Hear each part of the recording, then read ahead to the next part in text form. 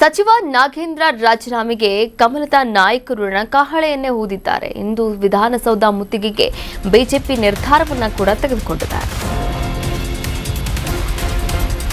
ಸಚಿವ ನಾಗೇಂದ್ರ ರಾಜೀನಾಮೆಗೆ ಕಮಲ ಕಹಳೆಯನ್ನ ಊದಿದೆ. ಇಂದು ವಿಧಾನಸೌಧ ಮುತ್ತಿಗೆಗೆ ಬಿಜೆಪಿ ನಿರ್ಧಾರವನ್ನು ಮಾಡಿದೆ. ವಿಧಾನಸೌಧದ ಮುಂದೆ ಭಾರೀ ಹೈಡ್ರಾಮಾ ನಡೆಯುವಂತಹ ಸಾಧ್ಯತೆ ಕೂಡ ಇದೆ. ಫ್ರೀಡಂ ಪಾರ್ಕ್ನಿಂದ ಬೃಹತ್ ಪ್ರತಿಭಟನಾ ಮೆರವಣಿಗೆ ನಡೆಯಲಿದ್ದು 3 ತಂಡಗಳಾಗಿ ಕೇಸರಿಯಿಂದ ಪ್ರತಿಭಟನಾ ಮೆರವಣಿಗೆ. ನಾಗೇಂದ್ರ ರಾಜೀನಾಮೆಗೆ ಬಿಜೆಪಿ ನಿರ್ಣಾಯಕ ಪ್ರೊಟೆಸ್ಟ್ ಮಾಡಲಿದೆ. ಫ್ರೀಡಂ ಪಾರ್ಕ್ ಸುತ್ತಮುತ್ತ ಪೊಲೀಸರು ಹೈ ಅಲರ್ಟ್ ಘೋಷಣೆ ಮಾಡಿದ್ದಾರೆ. ನೋಡಿ, ಸಚಿವ ಬಿ ನಾಗೇಂದ್ರ ರಾಜೀನಾಮೆಗೆ ಪಟ್ಟು ಹಿಡಿದು ಕಳೆದ ಒಂದು ವಾರದಿಂದ ಕೂಡ ಈ ವಿಧಾನಮಂಡಲ ಅಧಿವೇಶನದಲ್ಲಿ ಪ್ರತಿಧ್ವನಿಸ್ತಾ ಇರುವಂತಹ ಬಿಜೆಪಿಯ ಪ್ರತಿಭಟನೆ ಇವತ್ತು ರಸ್ತೆಗೆ ಬರ್ತಾ ಇದೆ. ಅಂದರೆ ಪ್ರತಿಭಟನಾ ಮೆರವಣಿಗೆ ನಡೀತಾ ಇದೆ. ನಿರ್ಣಾಯಕ ಹಂತವನ್ನು ಕೂಡ ತಲುಪ್ತಾ ಇದೆ. ಸ್ವಾತಂತ್ರ್ಯ ಉದ್ಯಾನವನದಲ್ಲಿ ಇವತ್ತು ಬೆಳಿಗ್ಗೆ ಪ್ರತಿಭಟನೆಗೆ ಕರೆಯನ್ನು ಕೂಡ ನೀಡಿರ್ತಕ್ಕಂಥ ಬಿಜೆಪಿ ನಂತರ ವಿಧಾನಸೌಧಕ್ಕೆ ಮುತ್ತಿಗೆ ಹಾಕೋದಾಗಿ ಕೂಡ ಎಚ್ಚರಿಕೆಯನ್ನು ಕೊಟ್ಟಿರುವಂಥದ್ದು. ಒಂದೆಡೆ ಫ್ರೀಡಂ ಪಾರ್ಕ್ನಲ್ಲಿ ಪ್ರತಿಭಟನೆಯನ್ನು ನಡೆಸ್ತಾ ಇರುವಾಗಲೇ ಇನ್ನಿತರೆ ತಂಡಗಳಲ್ಲಿ ಈಗಾಗಲೇ 3 ತಂಡಗಳಾಗಿ ಪ್ರತಿಭಟನೆಯನ್ನು ಮಾಡೋಕ್ಕೆ ನಿರ್ಧಾರವನ್ನು ತೆಗೆದುಕೊಂಡಿರುವಂಥದ್ದು.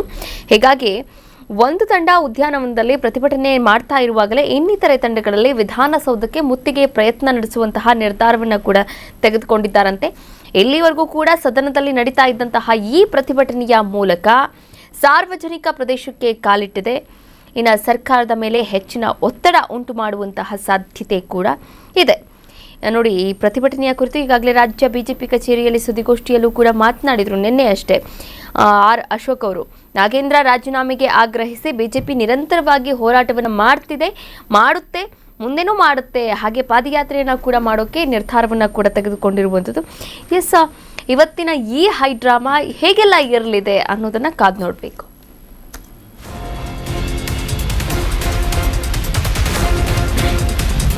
ಮತ್ತೊಂದು ಹಂಗಾಮಕ್ಕೆ ಸಾಕ್ಷಿಯಾಗಲಿರುವಂತಹ ಶಕ್ತಿ ಸೌಧ. ಆರ್ ಅಶೋಕ್ ವಿಜಯೇಂದ್ರ ನೇತೃತ್ವದಲ್ಲಿ ಪ್ರತಿಭಟನೆ ಮಾಡಲಾಗ್ತಿದೆ. ಛಲವಾದಿ ರವಿಕುಮಾರ್, ಪ್ರೀತಂ ಗೌಡ ಪ್ರತ್ಯೇಕ ತಂಡವನ್ನ ಕೂಡ ರೂಪಿಸಲಾಗಿದೆ. ಪ್ರತ್ಯೇಕ ಸಮಯ, ಪ್ರತ್ಯೇಕ ಸ್ಥಳಗಳಲ್ಲಿ ಮುತ್ತಿಗೆ ಡಿಸೈಡ್ ಮಾಡಿಕೊಂಡಿದ್ದಾರೆ. ಮುತ್ತಿಗೆಗೆ ನಾಯಕರಿಗೆ ತಲಾ 200 ಕಾರ್ಯಕರ್ತರನ್ನ ತರುವಂತಹ ಟಾಸ್ಕ್ ಕೂಡ ಇತ್ತು.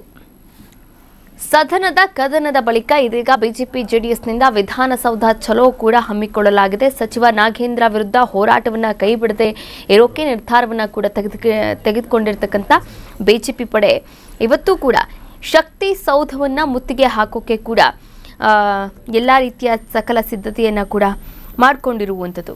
ನೋಡಿ,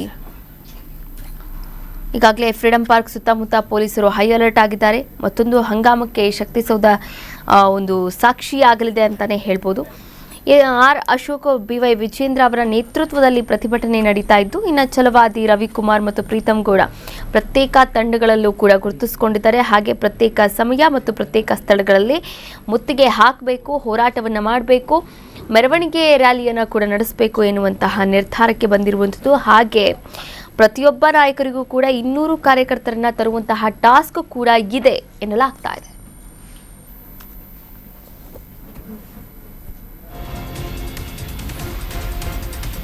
ಈ ವಿಚಾರಕ್ಕೆ ಸಂಬಂಧಪಟ್ಟ ಹಾಗೆ ನಮ್ಮ ಪ್ರತಿನಿಧಿ ಕಿರಣ್ ಕಾನ್ಮನೆ ದೂರವಾಣಿ ಸಂಪರ್ಕದ ಮೂಲಕ ಜಾಯಿನ್ ಆಗ್ತಾ ಇದ್ದಾರೆ. ಮತ್ತಷ್ಟು ಅಪ್ಡೇಟ್ಸ್ ಕೂಡ ನೀಡ್ತಾ ಹೋಗ್ತಾರೆ. ಕಿರಣ್ ಕಾನ್ಮನೆ, ಇವತ್ತು ಬಿಜೆಪಿ ಹೋರಾಟವನ್ನ ಮಾಡಲೇಬೇಕು. ಒಂದು ಕಡೆ ಫ್ರೀಡಂ ಪಾರ್ಕು, ಇನ್ನೊಂದು ಕಡೆ ಶಕ್ತಿ ಸೌಧ. ಹೇಗಿರಲಿದೆ ಇವತ್ತಿನ ಹೋರಾಟದ ಅವರ ಪ್ರತಿಭಟನೆಯ ರೂಪುರೇಷೆ? ಕಿರಣ್.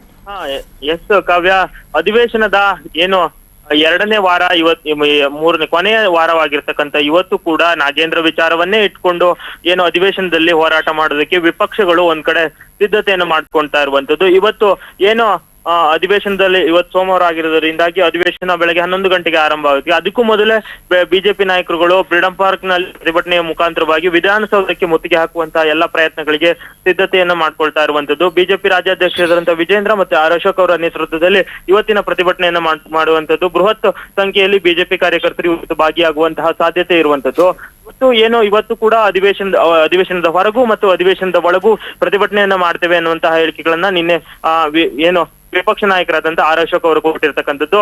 ಒಂದು ಕಡೆ ರಾಜ್ಯದಲ್ಲಿ ಇರ್ತಕ್ಕಂತಹ ಬರ ಪರಿಸ್ಥಿತಿ ಆಗಿರ್ಬೋದು, ಕನ್ನಡ ಶಾಲೆಗಳಲ್ಲಿ ಶಿಕ್ಷಕರ ಕೊರತೆ ಆಗಿರ್ಬೋದು, ಸೇರಿದಂತೆ ಕಾವೇರಿ ನೀರು ತಮಿಳುನಾಡಿಗೆ ಹರಿಸುವ ವಿಚಾರ, ಬಿಡದಿ ಟೌನ್ಶಿಪ್ ನ ವಿಚಾರ ಸೇರಿದಂತೆ ಹಲವು ವಿಚಾರಗಳ ಬಗ್ಗೆ ವಿಪಕ್ಷಗಳು ಚರ್ಚೆಯನ್ನು ಮಾಡಬೇಕಾಗಿತ್ತು. ಆದ್ರೆ ಯಾವುದೋ ಒಂದು ರಾಜಕೀಯ ವಿಚಾರವನ್ನೇ ಇಟ್ಕೊಂಡು ನಾಗೇಂದ್ರ ಹಿಂದೆಯೂ ಕೂಡ ನಾಗೇಂದ್ರ ವಿಚಾರವನ್ನೇ ಇಟ್ಕೊಂಡು ಅವರು ರಾಜೀನಾಮೆ ತೆಗೆದುಕೊಂಡಿತ್ತು. ಅದಾದ ಬಳಿಕ ಈಗ ಮತ್ತೆ ಡಿ ಕೆ ಶಿವಕುಮಾರ್ ಅವರ ಸಂಪುಟದಲ್ಲಿ ಮತ್ತೆ ಅವಕಾಶವನ್ನು ಪಡೆದುಕೊಂಡಿರ್ತಕ್ಕಂತಹ ಕಳಂಕಿತ ಸಚಿವ ಎನ್ನುವಂತಹ ನಿಟ್ಟಿನಲ್ಲಿ ಅದೇ ಒಂದು ವಿಚಾರವನ್ನ ಇಟ್ಕೊಂಡು ಇಡೀ ಅಧಿವೇಶನ ಇದೇ ಒಂದು ನಾಗೇಂದ್ರ ವಿಚಾರಕ್ಕೆ ಬಲಿಯಾಗಿರ್ತಕ್ಕಂಥದ್ದು. ಕಳೆದ ಇನ್ನು ಉಳಿದಿರ್ತಕ್ಕಂಥ 3-4 ದಿನಗಳ ಅಧಿವೇಶನದಲ್ಲಾದ್ರೂ ರಾಜ್ಯದ ಜ್ವಲಂತ ಸಮಸ್ಯೆಗಳ ಬಗ್ಗೆ ಚರ್ಚೆ ಆಗ್ಬೇಕಾಗಿತ್ತು.